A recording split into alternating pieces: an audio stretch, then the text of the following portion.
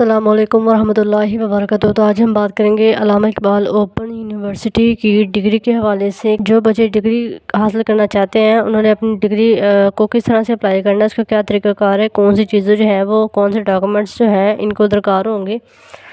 तो जिन लोगों ने अपना एसोसिएट डिग्री मुकम्मल कर लिया या इसके अलावा अपना मैट्रिक या इंटरमीडिएट मुकम्मल कर लिया है तो वो पूछ रहे हैं कि हमें जो डिग्री है वो किस तरह से मिलेगी।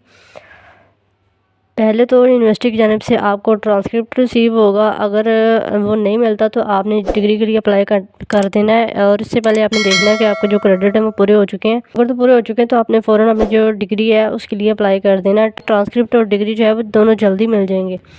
ट्रांसक्रिप्ट क्या चीज़ है, कुछ लोग इसे डीएमसी भी बोलते हैं, कुछ लोग इसे पीसी भी बोलते हैं।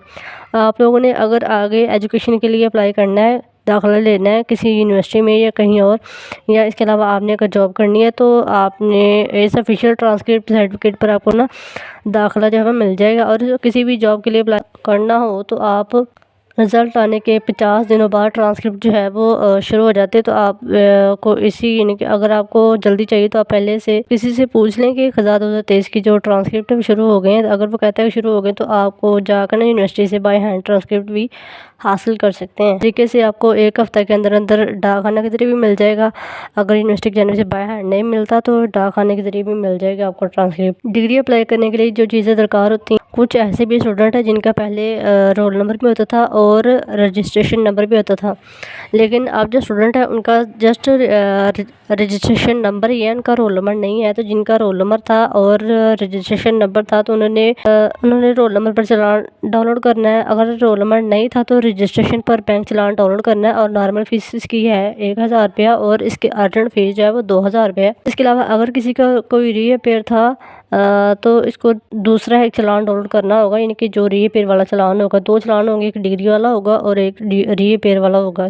इसके लिए एक अगर आपका रीअपेयर नहीं था तो आप सिर्फ एक ही चलान डाउनलोड करेंगे। आपका रीअपेयर था तो जितने भी आपके रीअपेयर हुए थे एग्ज़ाम वो आपने चलान में लिखने हैं। तो जितनी फ़ीस वो आपकी होगी वो आपके चलान के ऊपर आ जाएगी। तो आपने इसको बैंक में पे कर देना है। इसके लिए जो आपको डॉक्यूमेंट्स चाहिए वो आप आईडी कार्ड लगा लें, अगर आईडी कार्ड नहीं है तो आप बेफार्म लगा लें। और इसकी कॉपी जो होनी चाहिए वो एक होनी चाहिए और इसको अटेस्टेड होना चाहिए, यानी कि तस्दीकशुदा होनी चाहिए वो। और तस्दीकशुदा भी इस तरह की होनी चाहिए कि कुछ लोग जो हैं वो कहते हैं कि किसी 17वीं ग्रेड के अफसर से जो हमने इसको साइन करवाना है या इसको स्टैंप वगैरह लगवानी है तो किसी से भी आप लगवा सकते हैं, किसी भी सरकारी इदारे से। कोई भी सरकारी स्कूल हो या जिससे यानी कि जिस जोन सी वो स्टैंप होती है ना उसके अंदर जो नेम लिखा होता है ना वो चीज़ होती है वो सही अटेस्टेड, यानी कि उस चीज़ को यूनिवर्सिटी जो है वो एक्सेप्ट करती है। और मिसाल के तौर पर कुछ लोग इस तरह के भी होते हैं जो जस्ट साइन कर देते हैं और अपना आईडी कार्ड का नंबर इस तरह से कुछ और चीज़ें लिख देते हैं या एड्रेस वगैरह लिख देते हैं, जो कि यूनिवर्सिटी जो है वो एक्सेप्ट नहीं करती और आपकी जो डिग्री है उसके ऊपर एतराज़ लगा के तो वापस भेज देती है आपके जो डॉक्यूमेंट्स हैं।